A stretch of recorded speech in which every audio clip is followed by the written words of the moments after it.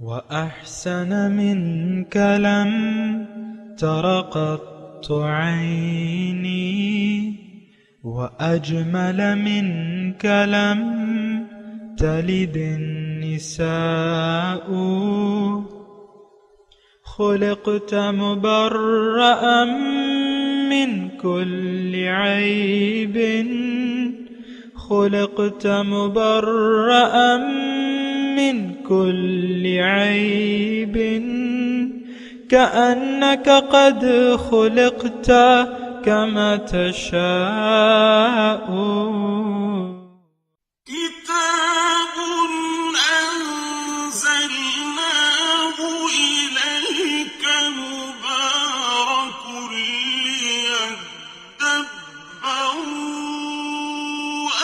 آياته وليتذكر أولو الألباب. یہ کتاب برکت والی ہے جسے ہم نے آپ کی طرف نازل فرمایا ہے تاکہ دانش مند لوگ اس کی آیتوں میں غور و فکر کریں اور نصیحت حاصل کریں. اللہم صلی علی سیدنا محمد وعلی آل سیدنا محمد بعدد کل ذرۃ مئۃ الف الف مرۃ. سامعین و ناظرین کرام، السلام علیکم ورحمۃ اللہ وبرکاتہ. سامعین کرام، سورہ انبیاء آیت نمبر 50 حصہ دوم. آج کے درس کا ایک ہی موضوع ہے اور وہ یہ ہے کہ کیا ہم نے قرآن سے نصیحت نہ حاصل کرنے کا عزم کر رکھا ہے؟ اس کے ساتھ ہی سامعین کرام آج کے سبق کا آغاز کرتے ہیں. سب سے پہلے گزشتہ سبق کا آموختہ ہوگا. وَهَذَا ذِكْرٌ مُبَارَكٌ أَنزَلْنَاهُ أَفَأَنْتُمْ لَهُ مُنْكِرُونَ. یہ قرآن برکت والا ذکر ہے جسے ہم نے نازل فرمایا ہے، کیا تم اس سے انکار کرنے والے ہو؟ سامعین کرام، آیت نمبر سورہ انبیاء آیت نمبر 50. وَهَذَا ذِكْرٌ مُبَارَكٌ، اور یہ ذکر بہت بابرکت ہے. انزلناہ، اس کو میں نے نازل کیا ہے. افانتم لہ منکرون، کیا اس سے تم انکار کرتے ہو؟ سامعین کرام، تذکرہ ہو رہا ہے قرآن کی نعمت کا، اس نصیحت کا جو اللہ تعالیٰ نے ہمارے لیے نازل کی ہے، اس کا تذکرہ ہو رہا ہے. اور اللہ تعالیٰ اس مضمون میں یہ فرما رہا ہے کہ یہ بہت بابرکت ہے. یعنی کیا مطلب؟ یہ بہت فائدے والی چیز ہے، اور انسان چونکہ فائدے کا حریص ہے، اپنے لیے فائدے کا، تو اس کو اللہ تعالیٰ متوجہ کر رہا ہے کہ یہ بابرکت ہے، اس میں کوئی نحوست نہیں ہے. معاذ اللہ، ہم تو جس معاشرے میں رہ رہے ہیں سامعین کرام، اس کو یہ لوگ یعنی اکثریت جو ہے لوگوں کی اس دین کو بابرکت نہیں قرار دیتی، یا اس قرآن کو بابرکت نہیں سمجھتی، یعنی فائدہ دینے والی چیز نہیں سمجھتی. اور ہمارا نظریہ اگر آپ تھوڑا سا غور کریں، ہمارا نظریہ وہی ہے کہ جو کافروں کا تھا، جو مشرکوں کا تھا. وہ کیا تھا؟ وہ کہتے تھے وَقَالُوا إِن نَتَّبِعِ الْهُدَى مَعَكَ نُتَخَطَّفْ مِنَ الْأَرْضِ. اے محمد صلی اللہ علیہ وسلم، اگر ہم آپ کے ساتھ ہدایت کا اتباع کریں، لوگ ہمیں بوٹیاں بوٹیاں، ہماری بوٹی بوٹی نوچ لیں گے. تقریباً یہی صورتحال ہے سامعین اکرام کہ شریعت، دین اسلام، حضور صلی اللہ علیہ وسلم کا اتباع، اس میں ہم اپنا نقصان سمجھتے ہیں، اس میں ہم اپنا فائدہ نہیں ڈھونڈتے، نہ سمجھتے ہیں.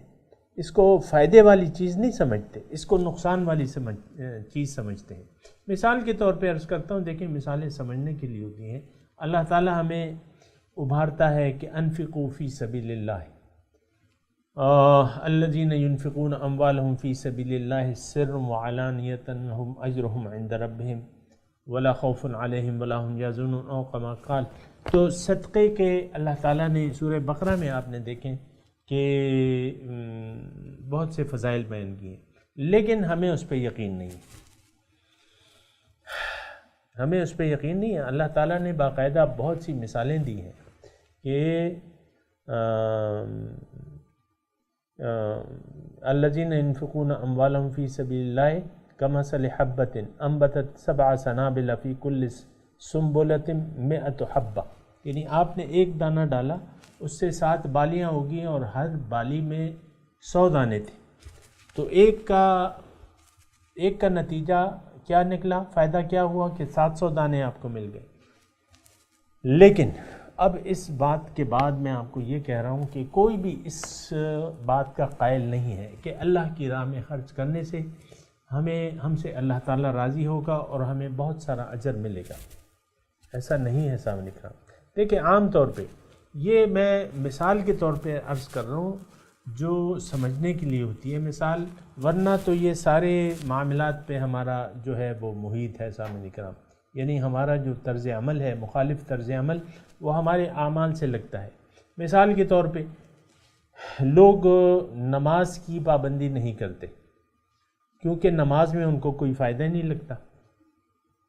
اچھا، روزے کی شرائط کے ساتھ روزہ نہیں رکھتے کیونکہ اس میں ان کو کچھ نظر نہیں آتا۔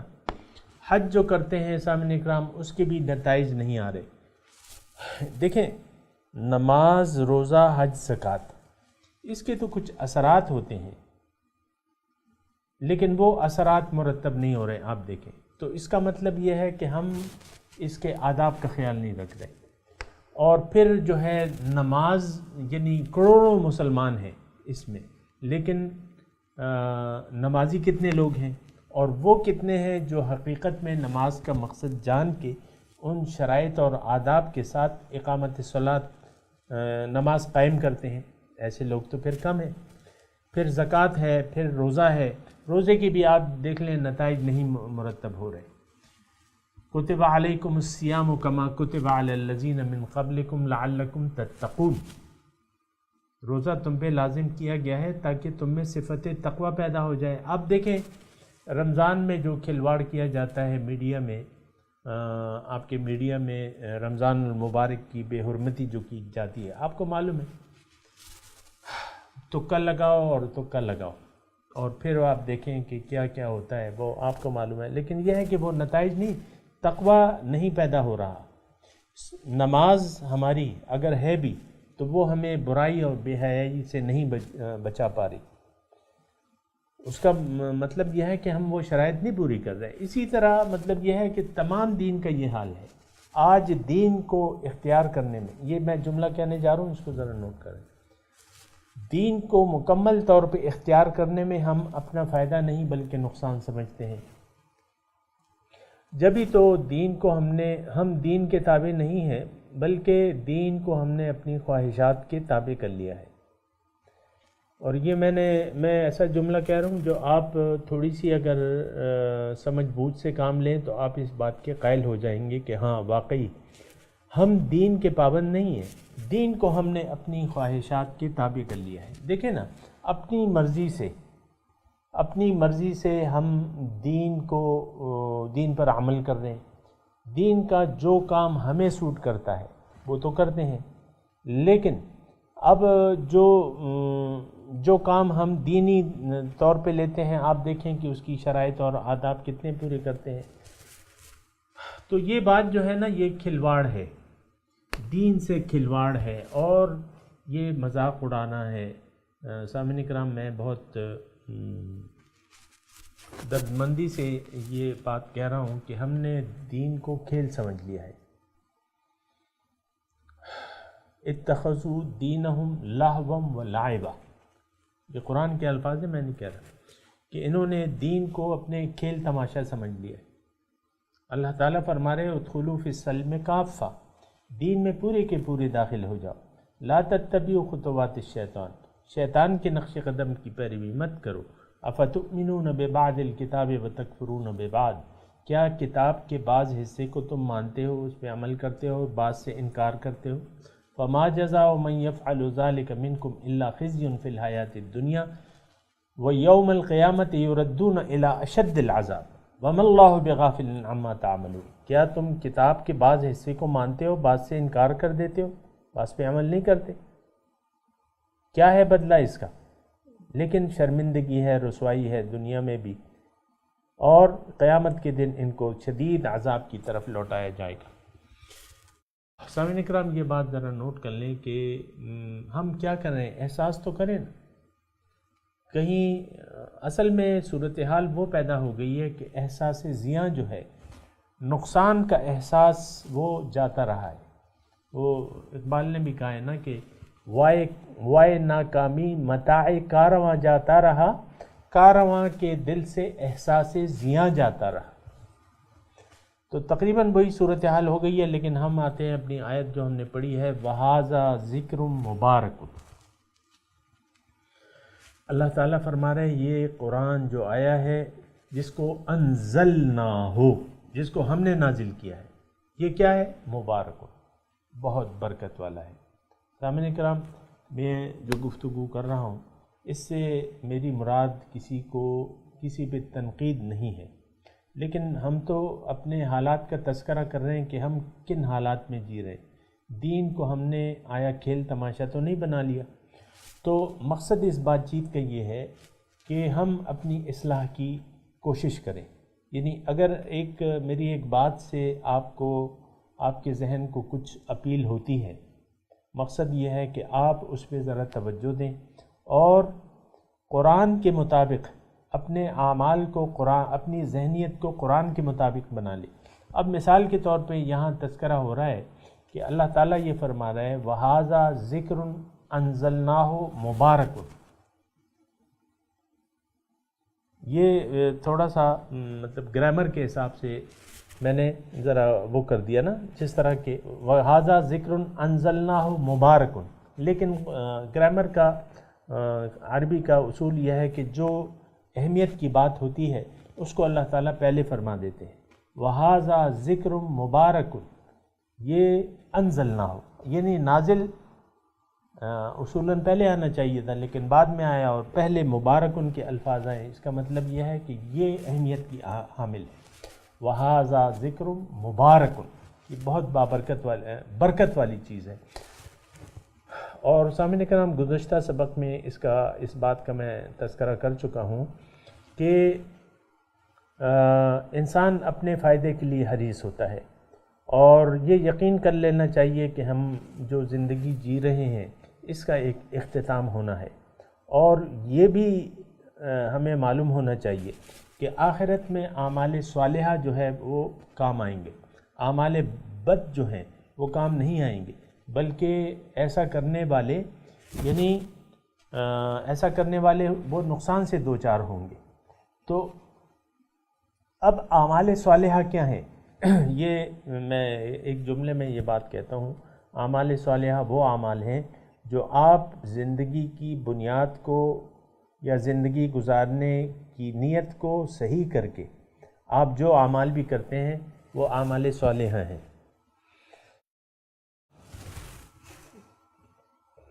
آپ نے توجہ دی میں نے جو بات کی؟ دوبارہ میں کہتا ہوں، زندگی گزارنے کی نیت کو درست کر کے آپ جو اعمال بھی کریں گے وہ اعمال صالحہ یعنی تصور ہوں گے۔ لیکن اگر زندگی گزارنے کی نیت آپ نے بنائی نہیں، اگر بنا لی تو غلط بنا لی، یعنی دنیا کو اپنا مقصود و مطلوب و محبوب قرار دے دیا، ظاہر کو آپ نے ترجیح دینا شروع کر دی، اب جو اعمال بھی کریں گے خواہ وہ نیک ہی کیوں نہ ہو لیکن وہ اعمال بد شمار ہوں گے سامنے کرام۔ جیسا کہ میں اس کو آپ کو ثبوت بھی دیتا ہوں، کیونکہ بعض لوگوں سے یعنی ہر وقت ایک بات یاد نہیں رکھتی۔ حضرت ابو ہریرہ رضی اللہ تعالیٰ عنہ کی حدیث ہے کہ اللہ تعالیٰ روز قیامت سب سے پہلے 3 لوگوں کے ذریعے جہنم کی آگ کو بھڑکایا جائے گا، ایک عالم، ایک سخی اور ایک شہید جس نے اللہ کی راہ میں جان دی ہو، اور سخی جس نے اللہ کی راہ میں بہت سا مال خرچ کیا ہو، اور عالم جس نے اللہ کے دین کو پھیلایا ہو، علم حاصل کیا ہو اور اس کو پھیلایا ہو۔ سب سے پہلے جہنم کی آگ ان کے ذریعے بھڑکائی جائے گی۔ یہ بہت توجہ والی بات ہے سامعین کرام، اور اس پہ توجہ کریں۔ میں آپ کو دوبارہ وہ بات کہہ رہا ہوں، ان حدیث کی روشنی میں اگر ہماری زندگی کی بنیاد باطن نہیں بلکہ ظاہر ہے تو پھر جو بھی ہم اعمال کر رہے ہیں اس کی کوئی حیثیت نہیں ہے سامنے کرام، وہ ریاکاری ہے۔ اور ریاکاری کیا ہے؟ اللہ کے لیے آپ جو کام نہیں کرتے غیر کے لیے کرتے ہیں، تو پھر یہ ریاکاری ہے، اور ریاکاری جو ہے وہ شرک ہے۔ اس طرف بہت کم لوگ اس طرف توجہ کرتے ہیں۔ میں آپ کو دوبارہ یہ بات کہہ رہا ہوں، دیکھیں خلوص، ایک تو خلوص ہے، للہیت ہے، یعنی ایک کام میں یا تو للہیت ہوگی یا نہیں ہوگی۔ ہم جو بھی زندگی گزار رہے ہیں سامنے کرام، تو خلوص اسے کہتے ہیں خالص اللہ کے لیے۔ اگر ہم زندگی خالص اللہ کے لیے گزار رہے ہیں، اللہ تعالیٰ ہی ہماری ترجیح ہے اور دنیا ہماری ترجیح نہیں ہے، تو پھر تمام اعمال جو ہیں ہمارے اعمال صالحہ ہوں گے، خواہ کہ وہ آپ اپنی بیوی کے منہ میں نوالا بھی کیوں نہ دیں،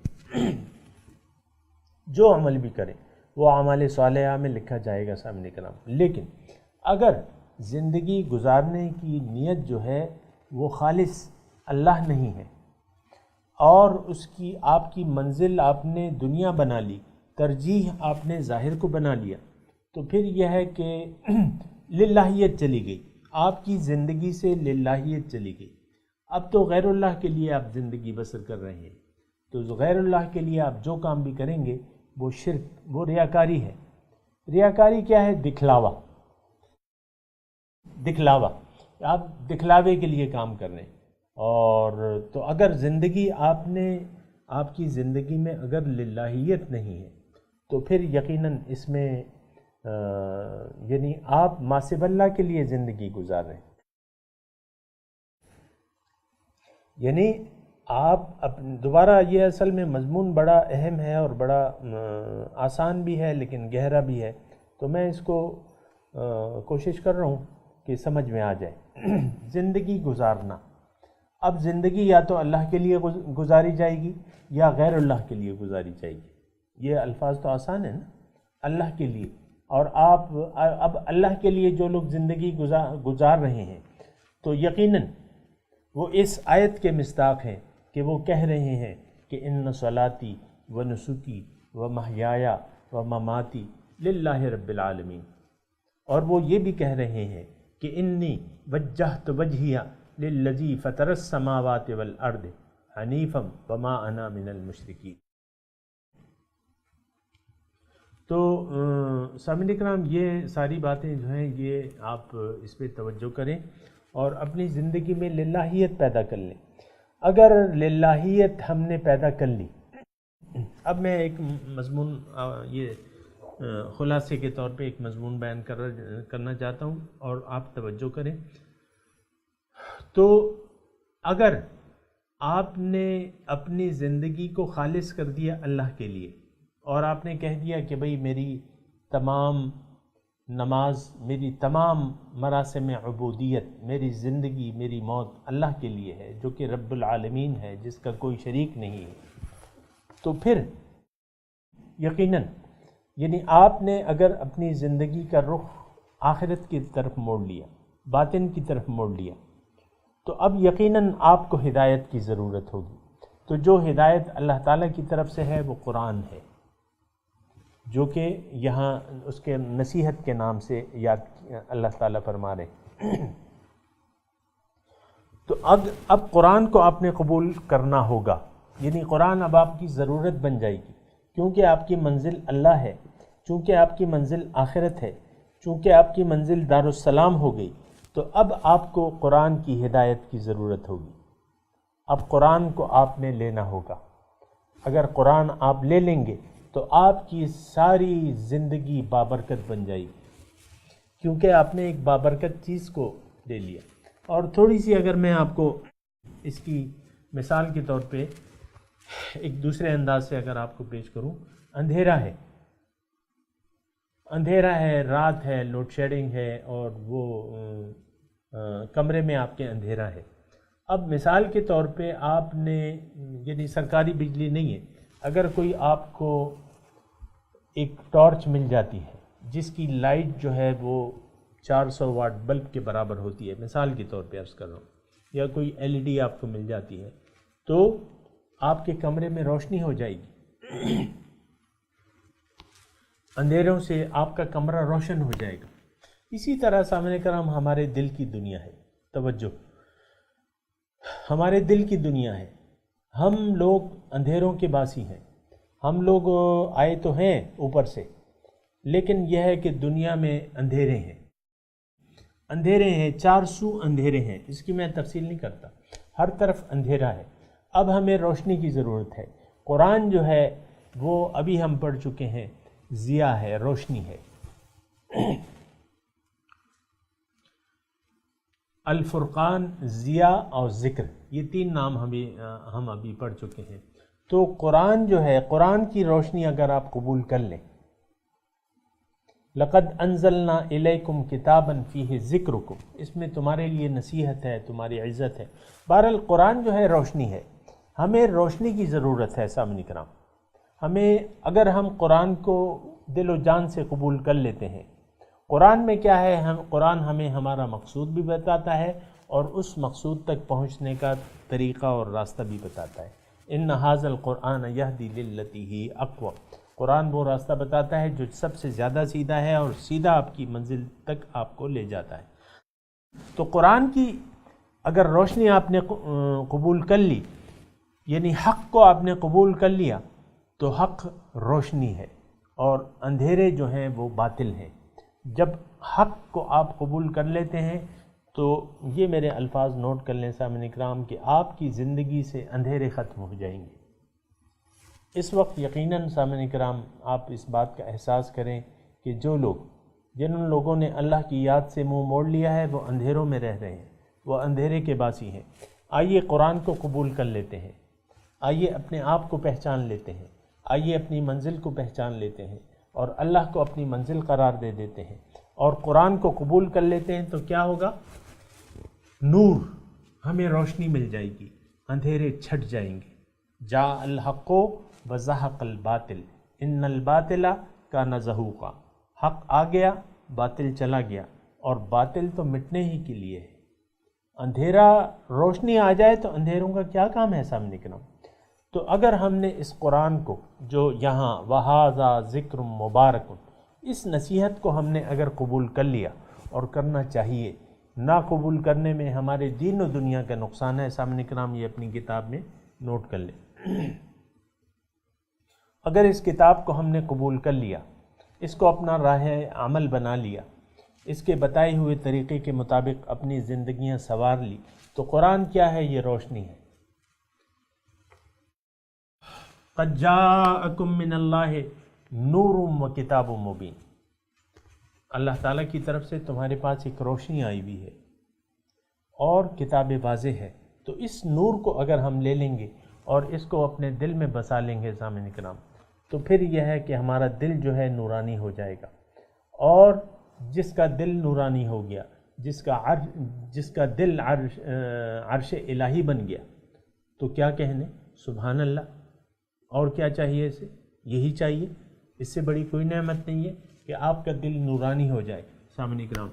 تو بس اتنی سی درخواست ہے کہ قرآن کو اگنور نہیں کرنا چاہیے، قرآن کی نصیحت کو قبول کر لینا چاہیے، حضور صلی اللہ علیہ وسلم کے اسوہ حسنہ کا اتباع کرنا چاہیے، اور ایک رہنما کی رہنمائی میں ساتھ میں یہ لگا دیتا ہوں کہ آپ اپنے طور پہ قرآن کے نور کو اپنے دل میں نہیں اتار سکتے، یہ صاحب کتاب کی صحبت کا اثر ہوگا، وہ آپ کو بتائے گا۔ یعلمہم الکتاب والحکمہ، انہیں کتاب کی تعلیم اور حکمت کی باتیں کون بتاتا ہے؟ پیغمبر صلی اللہ علیہ وسلم۔ پھر ان کے جو نائبین ہیں سامعین کرام، وہ آپ کو روشنی دیں گے، وہ آپ کے دل میں روشنی لا کے اندھیرے اس سے ختم کر دیں گے۔ بہرحال اس کا فیصلہ پھر آپ نے کرنا ہے، فیصلہ جو ہے وہ آپ نے کرنا ہے کہ آپ اس قرآن کی روشنی کو قبول کرتے ہیں کہ نہیں کرتے۔ بہرحال اللہ تعالیٰ فرما رہا ہے وَهَذَا ذِكْرٌ مُبَارَكٌ أَنزَلْنَاهُ، یہ نصیحت، یہ یاد دہانی ہے، یہ نصیحت ہے، اس میں تمہارے لیے عزت ہے، شرف ہے، بہت بابرکت ہے، مبارکن، بہت بابرکت ہے، انزلناہ، اس کو ہم نے نازل کیا ہے، اس کو ہم نے نازل کیا۔ اب دیکھیں یہ الفاظ اپنے طور پہ ایک کتاب کی صورت، ایک پورا جامع مضمون، انزلناہ، یعنی نزول اس کا جو ہے وہ ہماری طرف سے ہے۔ اب سامعین کرام، اللہ تعالیٰ کی رحمتیں، بے پایہ رحمتیں، اللہ کا فضل، اللہ تعالیٰ کی رحمتیں، اللہ تعالیٰ جب ہمارے لیے ایک چیز پسند کرتا ہے، ایک دین کو پسند کرتا ہے، تو اس سے بڑی نعمت اور کوئی نہیں۔ وَأَتْمَمْتُ عَلَيْكُمْ نِعْمَتِي الْيَوْمَ أَكْمَلْتُ لَكُمْ دِينُكُمْ وَأَتْمَمْتُ عَلَيْكُمْ نِعْمَتِي وَرَضِيتُ لَكُمُ الْإِسْلَامَ دِينًا۔ آج میں نے تمہارے لیے اپنی نعمتیں تمام کر دی، اور الیوم اکملت لکم دینکم واتممت علیکم نعمتی، اپنی نعمتیں تمام کر دی اور میں راضی ہوں تمہارے لیے اسلام بطور طرز حیات۔ تو یہ ذکر جو ہے یہ بہت بابرکت ہے سامعین کرام۔ انزلناہ، اس کو ہم نے نازل کیا ہے۔ قرآن کی اہمیت جو ہے اس ایک لفظ میں، آپ اگر سوچیں کہ یہ کون ہے، یہ نزول کتاب کس کی طرف سے ہوا ہے، کس کے لیے ہوا ہے اور کس کی طرف سے ہوا ہے، اللہ تعالیٰ فرما رہے اس کو ہم نے نازل۔ وہ ذات جس نے ہمارے لیے یہ کائنات بنائی، وہ ذات جس کی محبت کی وجہ سے ہم اس دنیا میں آئے ہیں، ہماری تخلیق ہوئی ہے، اور وہ کیا چاہتی ہے؟ وہ ہمیں اپنے پاس بلا رہی ہے۔ ساریو الی مغفرۃ و جنۃ، الی مغفرۃ من ربکم و جنہ عرضھا کعرض السماء والارض، جلدی کرو رب کی بخشش اور اس کی جنت کی طرف، جس کا عرض جو ہے، جس کی چوڑائی جو ہے وہ زمین و آسمان کے برابر ہے۔ تو سامعین کرام، بہت اچھی منزل ہے، بہت اچھی نعمتیں ہیں جس سے اللہ تعالی ہمیں دین و دنیا میں، دیکھیں دنیا میں بھی ہیں یقیناً ہیں، لیکن آخرت کی نعمتوں کا کوئی حساب و کتاب نہیں ہے۔ فَلَهُمْ أَجْرٌ غَيْرُ مَمْنُونَ، ان کے لیے اجر ہے غیر مقطوع، نہ ختم ہونے والا اجر ہے۔ تو وَهَذَا ذِكْرٌ مُبَارَكٌ أَنزَلْنَاهُ أَفَأَنْتُمْ لَهُ مُنْكِرُونَ، اس سے تم لوگ انکار کر رہے ہو۔ سامعین کرام، یہ خطاب جو ہے شان نزول کے حساب سے تو منکرین کے لیے تھا، مشرکین کے لیے تھا، لیکن آج ہمارے لیے بھی یہ بات ہم سے بھی اللہ تعالیٰ کی، اس سے تم انکار کر رہے ہو۔ یقیناً اللہ کی پناہ آج اس قرآن سے ہم انکار کے مرتکب ہو رہے ہیں۔ سامعین کرام، قرآن کو ہم نے ایک کتاب، محض کتاب سمجھ لیا ہے، ایک مبارک کتاب سمجھ لیا ہے، اور آپ دیکھیں اس کا استعمال کتنا ہم نے محدود کر دیا ہے۔ کوئی مرنے لگتا ہے، کوئی بیمار ہو جاتا ہے، آپ لوگ سپارے کھول لیتے ہیں، جس کی بولتی جو ہے بند ہو جاتی ہے، آپ کہتے ہیں لاؤ اب تو جانے والا ہے، اب کتاب کھول لو، اب کھول لو، اب یہ تو جانے والا ہے۔ یا جو چلا جاتا ہے، آؤ اب اس کتاب کو کھول لو، ایک ایک سپارہ تم لوگ پڑھ لو، اور پھر بس پلاؤ زردہ کھا کے ہم لوگ پھر دعا کر لیں گے، ٹھیک ہے۔ تو یہ اس کا جس کام کے لیے اللہ تعالیٰ نے، جس مقصد کے لیے اللہ تعالیٰ نے اس کو نازل کیا ہے سامعین کرام، اس کام کے لیے ہم اس کو استعمال نہیں کر رہے، اس سے نصیحت نہیں حاصل کر رہے، اور عملاً اس سے انکار کر رہے ہیں۔ وقال الرسول یا رب ان قوم اتخذوا هذا القرآن مہجورا، رسول گلہ کریں گے کہ یا اللہ یہ میری قوم جو ہے انہوں نے تو قرآن کو چھوڑ دیا تھا، ترک کر دیا تھا۔ لیکن اس کا ایک نقصان، یعنی دنیا میں بھی نقصان ہے، اور اس سے انکار ہم نے عملاً نہیں کیا۔ ہم یقیناً قرآن کو، یعنی وضو نہیں ہوتا، بعض لوگ جو ہیں وہ قرآن کو چھوتے بھی نہیں ہیں، پڑھتے بھی نہیں ہیں، چھوتے بھی نہیں ہیں، یعنی اتنا تو احتیاط ہے آپ کی، لیکن اس کے اعمال، اس کے احکامات پر عمل ہم نہیں کرتے۔ یہ بہت دردناک قصہ ہے، بہت دردناک کہانی ہے سامعین کرام۔ افانتم لہو منکرون، اس نعمت سے تم انکار کر رہے ہو۔ یہ آیت ہمارے لیے ہے سامعین، میرے لیے ہے، آپ کے لیے ہے۔ آیا ہم، اب یہ ہمیں دیکھنا ہے کہ آیا ہم اس سے انکار کر رہے ہیں کہ نہیں کر رہے۔ عملاً آج ہم نے اس نعمت سے انکار کیا ہے، اس پہ عمل کرنے کے لیے کوئی تیار نہیں ہے۔ ہم دیکھ لیں سامعین اکرام، یہ میں آپ کو کہتا رہتا ہوں، بہرحال میں تلاوت کرتا ہوں، میرے ساتھ دہرائیے۔ اعوذ باللہ من الشیطان الرجیم، بسم اللہ الرحمن الرحیم۔ وَهَذَا ذِكْرٌ مُبَارَكٌ أَنزَلْنَاهُ أَفَأَنْتُمْ لَهُ مُنْكِرُونَ۔ ترجمہ سنا دیں۔ وَهَذَا ذِكْرٌ مُبَارَكٌ أَنزَلْنَاهُ، اور یہ تو ایک نصیحت ہے، بہت بابرکت ہے، اس کو ہم نے نازل کیا ہے۔ أَفَأَنْتُمْ لَهُ مُنْكِرُونَ، کیا تم لوگ اس سے انکار کرتے ہو؟ سامعین کرام، اب اس آیت کی تلاوت اور ترجمہ سنتے ہیں۔ وَهَذَا ذِكْرٌ مُبَارَكٌ أَنزَلْنَاهُ أَفَأَنْتُمْ لَهُ مُنْكِرُونَ۔ This too is a blessed message that we revealed. Are you going to deny it? سامعین کرام، اس کے ساتھ ہی آج کے درس کا وقت اختتام کو پہنچا۔ اگلے درس میں انشاءاللہ ملاقات ہوگی۔ وآخر دعوانا ان الحمدللہ رب العالمین، والسلام علیکم ورحمۃ اللہ وبرکاتہ۔